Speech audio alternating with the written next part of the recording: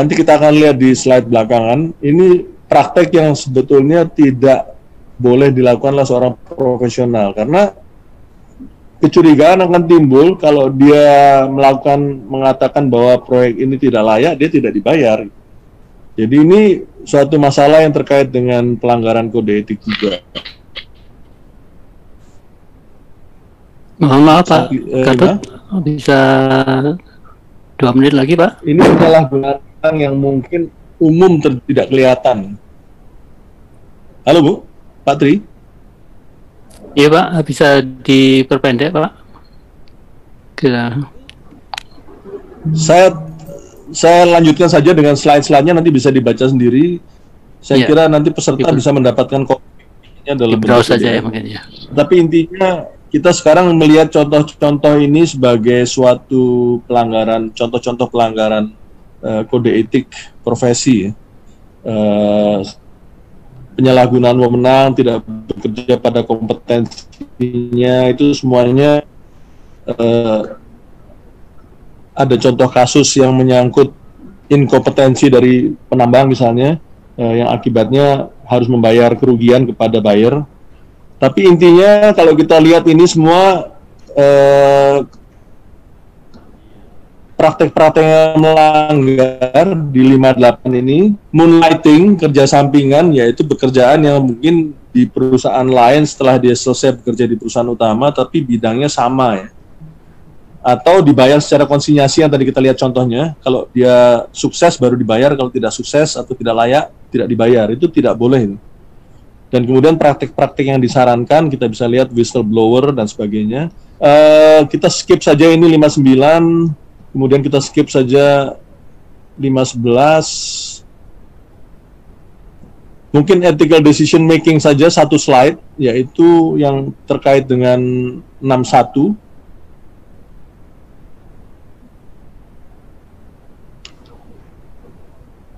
Nah, ini kita lihat ada 3 komponen di situ, tanggung jawab etis, tanggung jawab ekonomi, dan tanggung jawab legal. Di 61. Terus satu slide lagi. Jadi yang paling ideal adalah jika secara legal, secara etis dia masuk dan kemudian proyek itu pun profitable, maka itu adalah suatu hal yang ideal. Jika dia itu profitable tapi tidak legal, hanya ethical saja, itu harus hati-hati kita. Demikian pula kalau dia itu profitable tapi legal, tidak ethical, itu juga harus berhati-hati gitu. Kalau dia tidak profitable walaupun secara etis dan legal masuk, ya kita harus cari cara bagaimana supaya proyek itu menguntungkan. Baik, kemudian saya kira kita bisa skip saja ini, langsung ke diskusi saja. Contoh diri, slide berikutnya saja Bu. Penanganan pelanggaran itu sudah dibahas oleh Pak Istanto tadi, saya kira di sesi pertama, jadi satu slide terakhir ini kita skip. Terima kasih, silakan saya kembalikan pada Pak Triyono untuk sesi diskusi. Mungkin Pak Istanto bisa membantu menjawab banyak pertanyaan dari para peserta. Terima kasih Pak Gatot Adisoma dan Pak Istanto Urip. Pembekalan materinya sangat sangat mendalam dan cukup banyak untuk dicerna sekaligus ya Pak ya. Ada beberapa pertanyaan yang terkumpul di sini. Sebelum itu tadi Pak Reis menyebutkan ada suatu kuis ya Pak ya. Kuis ini harus dijawab sekarang atau nanti atau kapan gitu?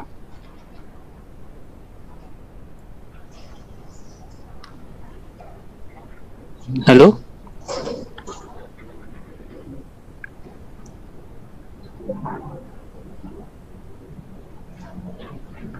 Ya, gimana Pak? Ya, kuis itu yang Bapak sebutkan sebagai syarat untuk sertifikat. Dan itu dikerjakan kapan? Sekarang atau nanti atau menyusul atau gimana? Apaan? Tentang kuis Pak? Iya, kuesioner. Iya, habis diskusi atau sekarang mau diisi juga tergantung Bu Rianti udah dibagi. Oh, jadi ini live ya Pak yang isinya ya? Iya. Disuruh masing-masing atau bagaimana teknisnya nih? Atau disebarkan masing-masing di... isi Pak. Oh, ada materinya kemudian masing-masing isi. Kalau gitu dibagikan di grup aja gimana Pak? Boleh. Maaf Pak, saya bagi di chat atau saya bagi di grup, di WA grup Pak? Saya kira di sini nggak praktis ya, karena masing-masing isi terus ngisinya gimana gitu. Dia isinya di Google Form sih Pak. Oh, Ada Jadi dia ada langsung isi 5 ke kok. box, pakai link. oke, coba kalau kita ngisi berapa menit? 10 menit? Kayaknya nggak sampai sih Pak.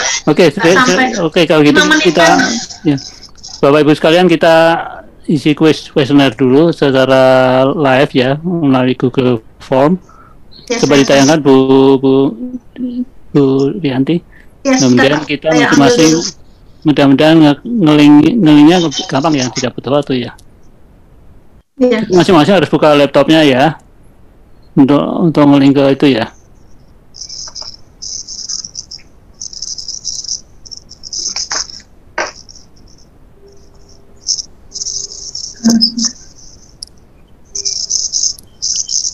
Sambil menunggu Bu Rianti, udah siap belum Bu? Ini Pak, ada pertanyaan praktis Pak Is dan Pak Gatot tentang dari Pak Ahmad Dimyati tentang pelaksanaan pengaduan dan penanganannya, persidangannya. Pertanyaan-pertanyaan adalah siapa yang dapat menyampaikan pengaduan pelanggaran KEI? Pertanyaan kedua, pengaduan disampaikan kemana? Ketiga, di mana dapat memantau perkembangan proses penanganan pengaduan? Keempat, apakah ada hak insinyur untuk membela diri? Dan 5, di mana dan siapa dapat mendampingi seorang insinyur? Apakah seorang lawyer? Bisa gitu. Ada 5 pertanyaan itu Pak, dan masalah persidangan.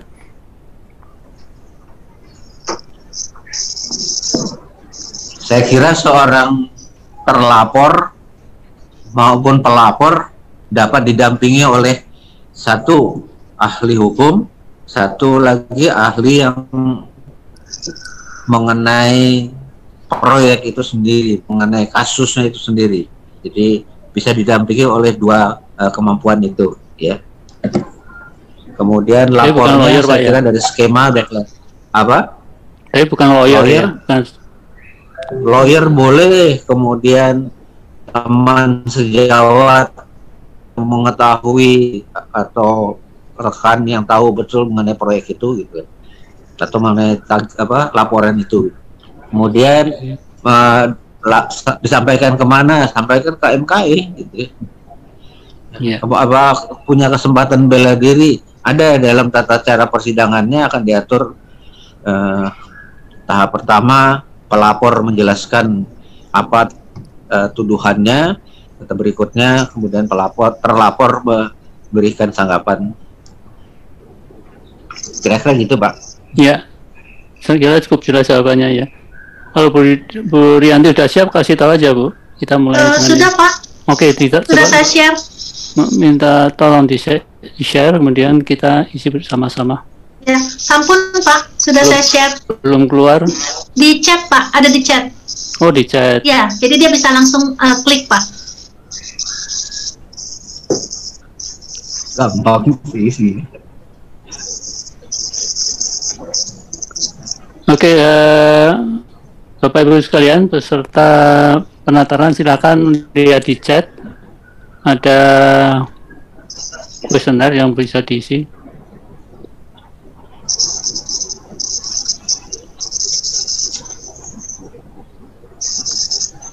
Jangan lagi merubah di sini, jadi kurang terampil.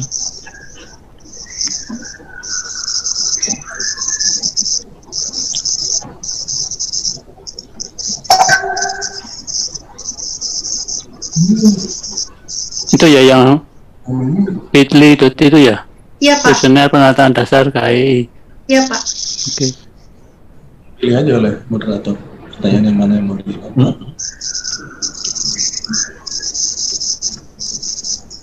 Mohon diisi sebentar, 5 menit.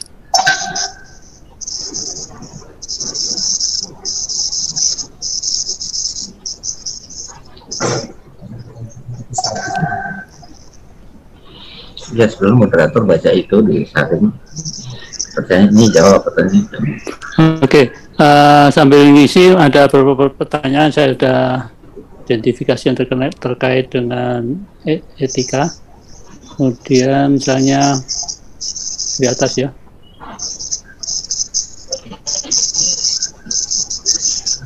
Pak Muhammad Fadil.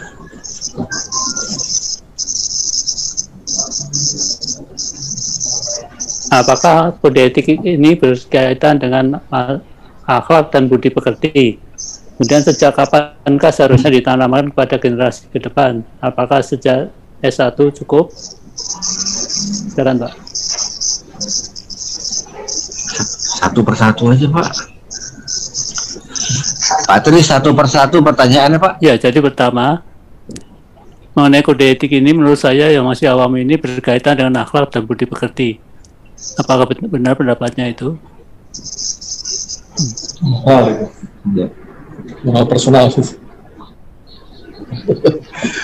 Tadi mungkin sudah kita bahas secara singkat bahwa itu lebih ke arah moral personal, Pak. Oke, akhlak budi Jadi pekerti. kalau budi pekerti dan akhlak itu panduan seseorang secara pribadi yang dasarnya mungkin adalah kepercayaan atau agamanya, tapi itu tidak universal artinya.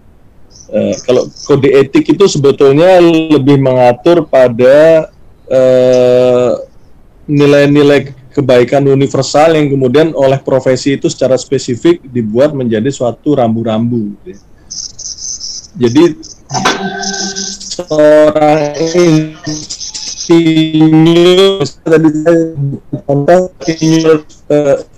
insinyur Muslim atau insinyur Hindu ya, insinyur ya. Yeah. Padahal secara moral, secara pribadi dia mungkin percaya bahwa sapi itu suci, nggak boleh dipotong. Di sisi lain, sapi itu harus dikorbankan untuk orang banyak gitu. Nah, jadi kalau insinyur tidak membahas mengenai moral personal ya, tetapi dia membahas mengenai rambu-rambu etika seorang insinyur. Jadi tidak peduli apakah latar belakangnya itu agamanya A atau B gitu. Mungkin itu menjelaskan pertanyaan mengenai etika atau moral tadi itu. Ya, saya kira cukup jelas ya. Kemudian sejak kapan ditanamkan? Apakah S1 atau karena perlu waktu yang lama kelihatannya ini, Pak? Sejak kapan ditetapkan? Ditanamkan, Pak.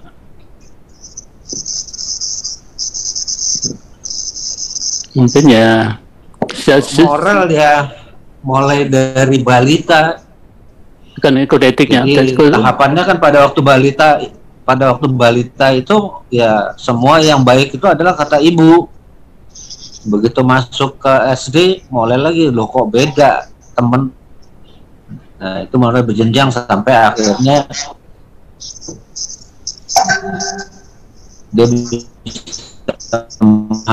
dia apa ditetapkan asosiasi ini, Pak. Ya. Jadi mungkin kita bicara mengenai etika profesi itu diajarkan mulai dia kuliah di misalnya fakultas kedokteran atau fakultas teknik. Dia mendapatkan dasar-dasar dari etika profesi kedokteran atau teknik. Ada kaitannya dengan moral yang dia pelajari sejak dia kecil, tetapi mungkin kalau kita bicara etika profesi itu sudah lebih spesifik dalam bidangnya itu.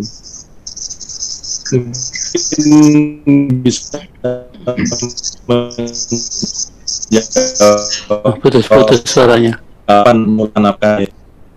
Ya, jadi kesimpulannya karena ini menyangkut profesi ya sejak dia menempuh pendidikan profesi yang dia inginkan dan selama dia berkarir di profesi itu semakin ditanamkan begitu, Pak ya. Kemudian ada pertanyaan lain, Pak. Apakah ada kategori atau batasan antara pelanggaran kode etik dan pelanggaran hukum yang menjadi parameter acuan PI dalam menindaklanjuti malapraktek?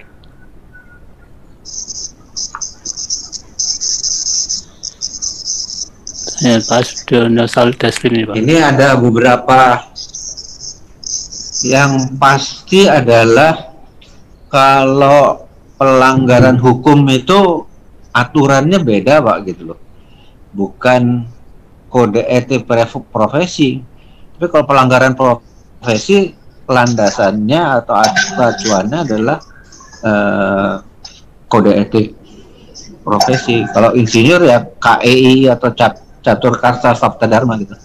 Saya kira jelas, Pak, bedanya hukum dengan etika profesi. Kemudian pertanyaan kedua, bila dalam melaksanakan praktek insinyuran terjadi permasalahan yang terkait dengan perundang-undangan atau regulasi yang akan diproses oleh aparat penegak hukum. Apakah MKI berwenang untuk mengusulkan penyelidikan secara internal dahulu melalui sidang etik? Jadi ada masalah terkait dengan regulasi atau yang ditangani oleh penegak hukum. Apakah MKI berwenang untuk mengusulkan penyelidikan atau melakukan penyelidikan secara internal terlebih dahulu melalui sidang etik? Mungkin terkait dengan ada pengaduan segala Pak ya. Ya. Karena PII belum pernah menanganinya, jadi belum punya pengalaman, Pak ya. Tapi kalau kita belajar dari pengalaman Inkindo, pelanggaran kode etik dan tata laku di jasa konsultansi, memang dua hal berbeda, Pak, gitu loh. Jadi seorang yang ditetapkan masuk ke pengadilan itu ada yang menunda keputusan kode etiknya, keputusan pelanggaran kode etiknya ditunda, menunggu selesainya proses pengadilan, baru disidangkan pelanggaran kode etiknya. Jadi yang dilakukan oleh Inkindo ada beberapa kasus yang dilakukan seperti itu, Pak. Gitu. Jadi sangat tergantung kasusnya, Pak. Ya. Ada yang menunda dengan alasan bahwa ya malah nanti hasil dari sidang kode etik itu dipakai untuk lebih memberatkan putusan hukuman di pengadilan untuk salah satu pihak. Itu Pak jawabannya, Pak. Iya, jadi tergantung kasusnya Pak ya, kapan masuk. Dan juga kalau MKE ada dari aduan, kalau ada aduan ya baru bergerak gitu ya, Pak. Kemudian ada pertanyaan, di suatu perusahaan katakan konstruksi, yang menjadi project manager bukan orang sipil atau orang arsitek atau orang apa, yang kebanyakan di bidang-bidang itulah yang banyak kerjaan di bidang sipil dan arsitek, tetapi dari jurusan lain. Apakah itu bisa dilaksanakan atau melanggar kode etik atau bagaimana? Itu aja. Kalau kita lihat Undang-Undang Keinsinyuran nomor 11 tahun 2014 ini, hanya orang-orang yang memiliki sertifikasi insinyur profesional minimal IPM yang dapat menandatangani dokumen-dokumen iuran. Jadi dia bukan insinyur, dia menjadi orang yang kemudian berperan, itu sudah dianggap pelanggaran terhadap Undang-Undang Keinsinyuran, Pak. Jadi pasal 50 dan 51 dari Pak Istanto mengelaborasi. Jadi sebetulnya kalau kita lihat Undang-Undang Keinsinyuran ini, orang-orang yang bukan insinyur tapi melakukan praktek insinyur, menandatangani dokumen-dokumen keinsinyuran, itu sudah melanggar undang-undang. Ada sanksi pidananya malah, Pak, itu. Ya. Dan itu bukan urusannya Majelis Kehormatan Etik, itu adalah urusan penegakan hukum itu.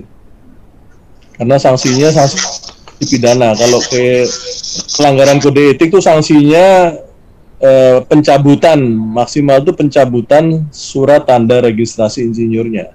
Ya.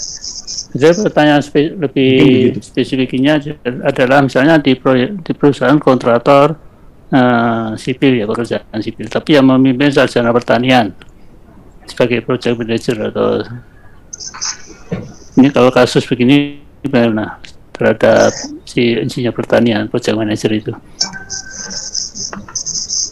Kalau proyeknya proyek-proyek yang terkait dengan pertanian itu mungkin masih relevan, Pak.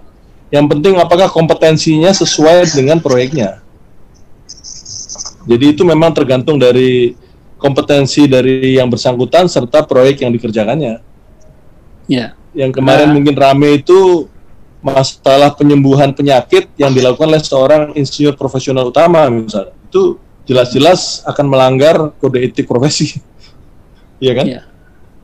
Kalau kalau ada pertanyaan juga begini, misalnya dia insinyur sipil, kemudian bekerja di HSE, bidang HSE pertambangan, Health Safety Environment di pertambangan, dan dia mau mengambil FAIP, sebaiknya mengambil yang mana gitu? Ini kasus yang memang sering terjadi, Pak, karena di pertambangan itu kebetulan saya ikut di dalamnya, banyak sekali profesi yang terlibat. Jadi profesi selain pertambangan, geologi, geodesi, sipil, arsitek, banyak di situ yang terlibat.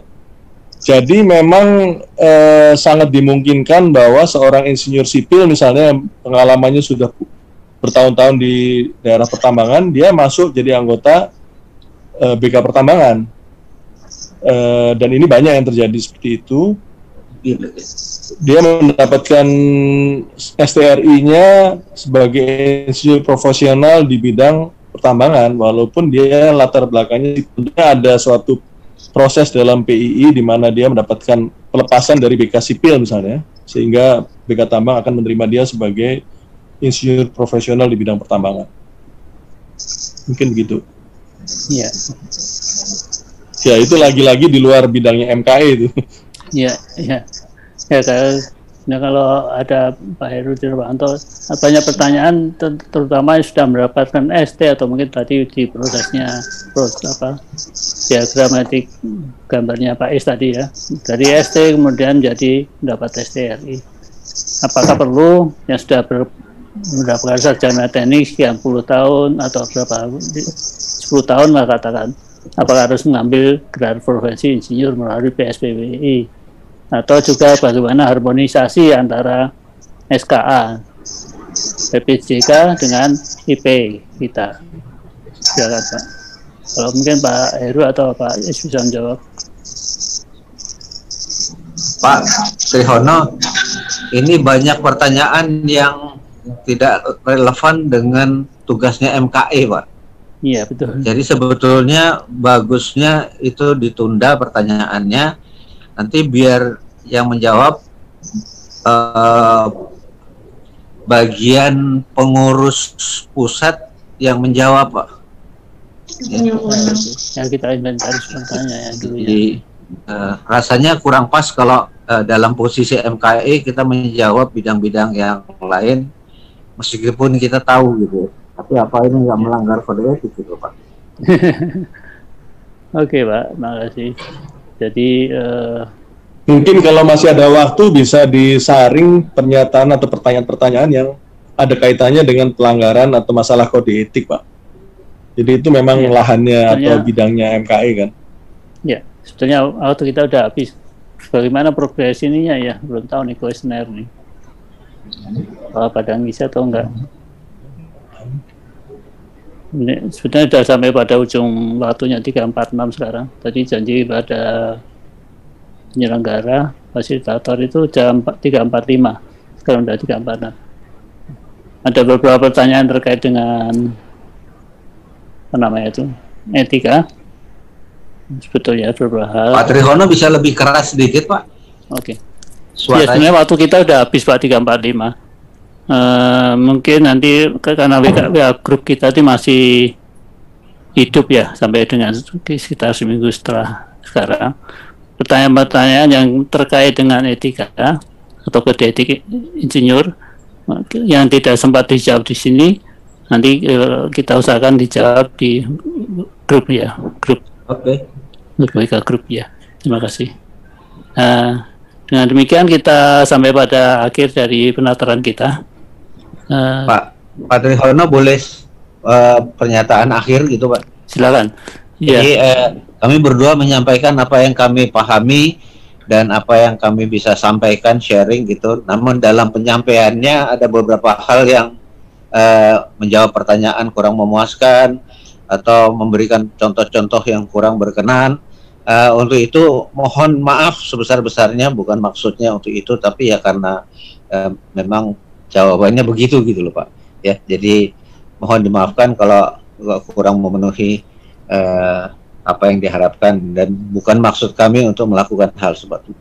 Barangkali itu. Wabillahi taufiq wal hidayah. Wassalamualaikum warahmatullahi wabarakatuh. Waalaikumsalam warahmatullahi wabarakatuh. Terima kasih Pak Is dan Pak.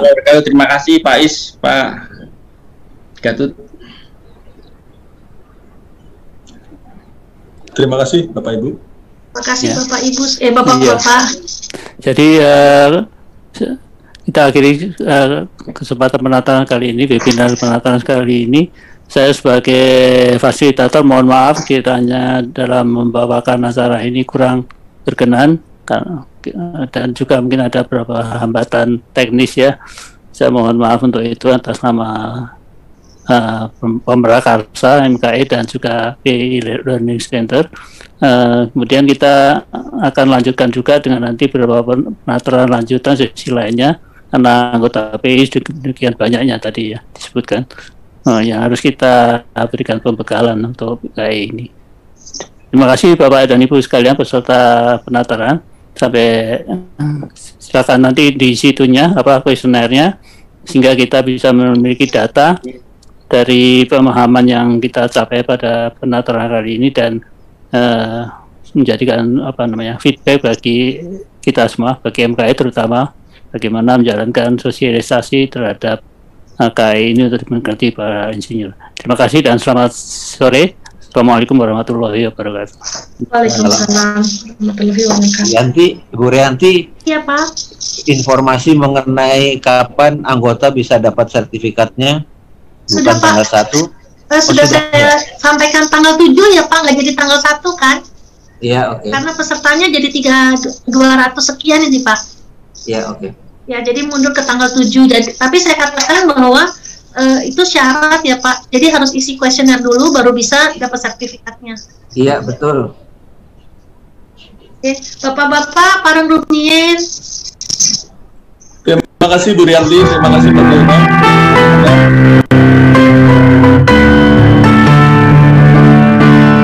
Insinyur Indonesia senantiasa menjunjung tinggi integritasnya, bekerja sungguh-sungguh dengan semangat, profesionalismenya, utamakan keluhuran kompetensi, berikan yang terbaik, selalu yang terbaik sebagai karya baktimu. Teruslah berjuang membangun Indonesia, sejahterakanlah bangsa dan negara. BNI Persatuan Insinyur Indonesia. Insinyur Indonesia senantiasa menjunjung tinggi integritasnya, bekerja sungguh-sungguh dengan semangat, profesionalismenya, utamakan keluhuran budi, amalkan ilmu dengan kompetensi, berikan yang terbaik, selalu yang terbaik sebagai karya baktimu. Teruslah berjuang membangun Indonesia, sejahterakanlah bangsa dan negara. Teruslah berjuang membangun Indonesia, sejahterakanlah bangsa dan negara. BNI Persatuan Insinyur Indonesia.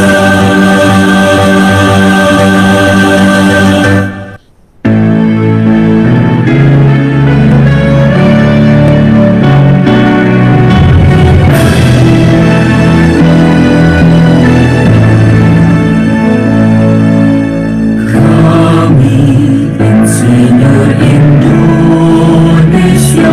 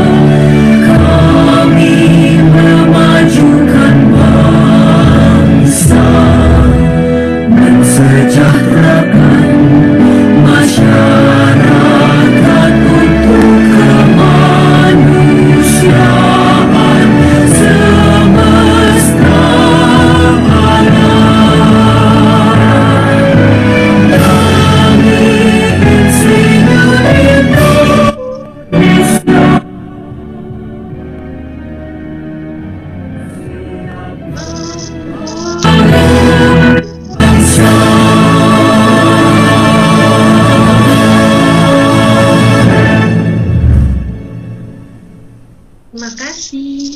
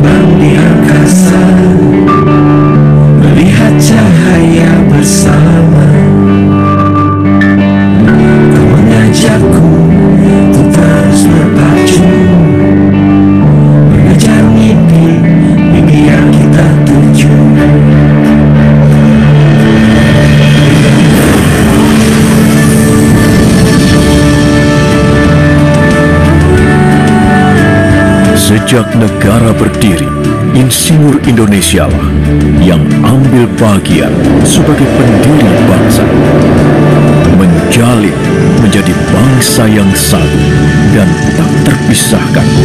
Membawaku terbang di angkasa, lihat cahaya bersama, mengajakku terus berpacu, mengejar mimpi-mimpi yang kita tuju. Menjadi bangsa yang kuat, bermartabat, dan mandiri. Membentang asa bagi tunas-tunas bangsa. Hidupkan, ciptakan senyuman kedamaian untuk semua manusia. Menghantarkan mereka meraih puncak prestasi tertinggi. Meruntuhkan belenggu, menjadikan anak bangsa mampu menaklukkan dunia. Mengajakku terus berpacu, mengejar mimpi-mimpi yang kita tuju. Menciptakan kehidupan yang layak, Mimpi yang kita tuju. mewarnai dunia dengan tawa. Hidupkan, ciptakan senyum. Insinyur Indonesia menghubungkan ribuan pulau, menyatukan negeri, menerangi pertiwi, mencerdaskan bangsa, menciptakan pekerjaan, mensejahterakan rakyat, dan membuka cakrawala dunia guna memajukan peradaban. Manusia aku kini hingga nanti untuk kita semua.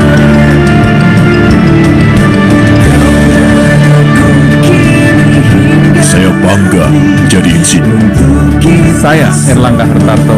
Saya insinyur musik. Saya Koyum Chandra Negara. Saya insinyur kimia. Saya Burzal Bakri, insinyur elektro. Saya Pandri Prabono. Saya insinyur mesin. Saya Arifin Panigoro. Saya insinyur elektroteknik. Saya Hermanto Dardak. Saya insinyur sipil. Saya Bubi Gafur Umar. Saya insinyur elektro. Saya Muhammad Saididu. Saya insinyur industri pertanian. Insinyur Indonesia, ujung tombak kemajuan bangsa. Mengejar mimpi-mimpi yang kita tuju.